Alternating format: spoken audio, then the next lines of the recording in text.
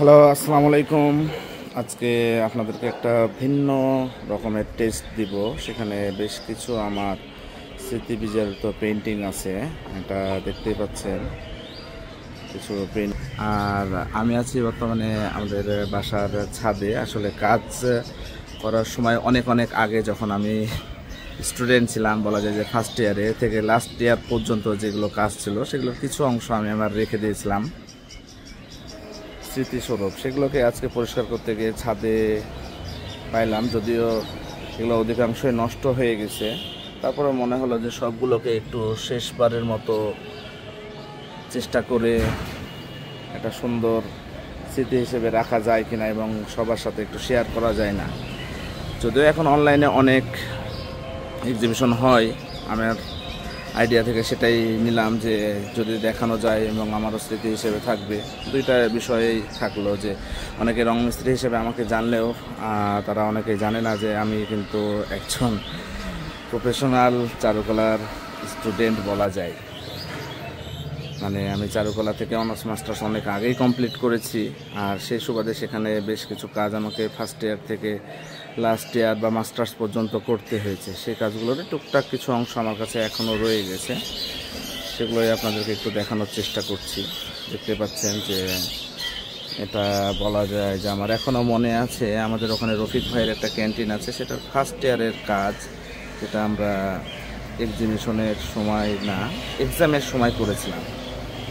ঠিক তেমনি এটা আবার একদম লাস্ট মাস্টার্সে নীলখাদমি ফিগার ড্রয়িংয়ের জন্য করেছিলাম। মানে ফার্স্ট ইয়ার আর লাস্ট ইয়ারের যে পার্থক্য, সেটা আপনারা সরাসরি দেখলে বুঝতে পারবেন যে কাজের উন্নতি বা কতটুকু অবনতি হয়েছে। ঠিক সেভাবে আমার বেশ কিছু কাজ বলতে, এই কাজগুলো যেটা দেখতে পাচ্ছেন, এটা কিন্তু আমার মাস্টার্সের সাবমিশনের ছিল কাজ।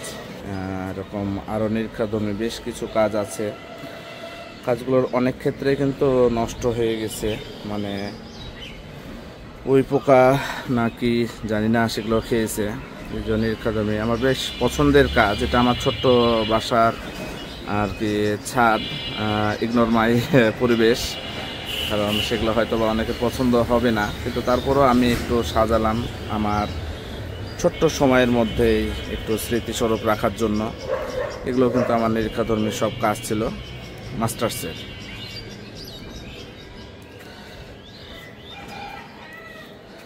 আসলে কাজগুলো রেডি করতে গিয়ে বেশ কিছু স্মৃতি মাথায় আসলো, যে আমরা যখন পড়ালেখার মধ্যে ছিলাম, যখন কাজ করতাম, তখন অনেক অনেক স্মৃতি কিন্তু আমাদের মধ্যে আছে। বন্ধু বান্ধবদের সাথে ক্লাস করা, তারপরে আড্ডা দেওয়া, সাথে সাথে কাজ করা, পরীক্ষার প্রেশার নেওয়া, সব মিলিয়ে একটা অনেক স্মৃতি কিন্তু এই কাজগুলোর সাথে আমাদের থেকে গেছে।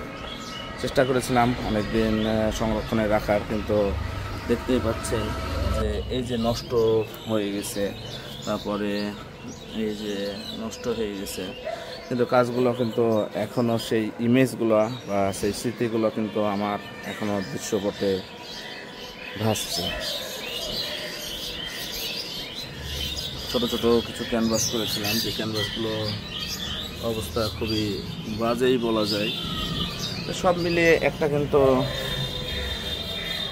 সুন্দর স্মৃতি আমার কিন্তু এখনও উজ্জ্বল চকচক করছে। যারা আমাদের সাথে আছে, বিশেষ করে আমাদের ইয়ারমেট, আমার পেইন্টিংয়ের সহযাত্রীরা, লিটিল, আশা, শিওরি, শতাব্দী, এরা কিন্তু আমার মানে ক্লাসে যে দীর্ঘ বছরগুলো পার করেছি, সেগুলো কিন্তু অসাধারণ একটা সময় আমরা পেয়েছি। তারপরও এই যে দেখতে পাচ্ছেন যে এখানে পরিবেশের সাথে এই কাজগুলো কেমন যেন মনে হচ্ছে যে মিশে গেছে। ছোট্ট একটা জায়গা, তারপরও এতগুলো কাজ আমি এতদিন ধরে রেখেছিলাম। বলতে দ্বিধা নেই যে কাজগুলো আমার সন্তানের মতো নয়। আসলে হয়তোবা আমি সেগুলোর যত্ন ঠিক মতো নিতে পারিনি, আর হয়তোবা কিছু পরে এগুলো হারিয়ে যাবে, তাই একটু ছোট্ট স্মৃতিস্বরূপ এই কাজগুলো রেখে দিলাম। যদি কখনো অবসর পাই, এই স্মৃতি নিয়ে বাকিটা সময় কাটাতে হবে। অনেক কাজই দেখা যাচ্ছে যে নষ্ট, একদম শেষ। এই যে দীর্ঘদিন ধরে একটা চাপা পড়ার পরেও যে তারা এখনও জীবিত মতন আছে এবং সুন্দর একটা ইমেজ সৃষ্টি করেছে, এর জন্য কিন্তু অসাধারণভাবে আমার মনের একটা আবেগ আর কি কাজ করছে। যে এটা অবশ্য পেন্টিং না, এটা আমার বাসার একটা ছোট্ট কালার কম্পোজিশন করেছিলাম। মানে সব মিলে একটা সুন্দর পরিবেশ, জানি না কতটুকু আপনাদেরকে ভালো লাগাতে পারবে, কিন্তু এটার মাধ্যমে যে আমার একটা আলাদা অনুভূতি কাজ করছে সেটা ডেফিনেটলি অনেককেই বোঝানো সম্ভব হবে না।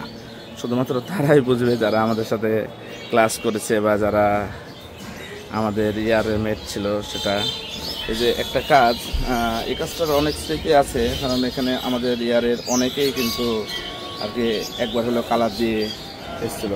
তো সব মিলিয়ে একটা সুন্দর স্মৃতি রেখে দিলাম। যদি কখনো ভালো লাগে বা যদি কখনো দেখার ইচ্ছা হয়, জাস্ট একটু করে দেখব এবং স্মৃতির পাতায় ডুব দেব।